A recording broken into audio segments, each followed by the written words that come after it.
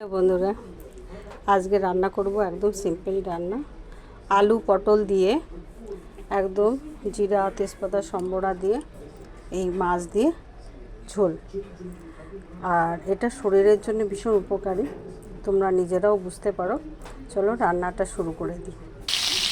লবণ হলুদ দিয়ে দিলাম, শুধু একটু 1 চিমটে লঙ্কার গুঁড়ো দেবো আর কাঁচা লঙ্কাই দেবো, কোনো জিরা ধনে আদা কোনো মশলা দেবো না। একদম কষানো হয়ে গেছে, লবণ হলুদ দিয়ে জল ঢেলে দেবো।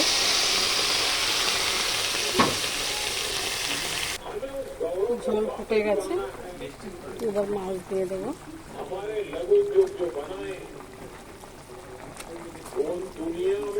রান্না কমপ্লিট, দেখেছো বন্ধুরা। এবার ভাজা মশলাটা দিয়ে দিলাম। চলো।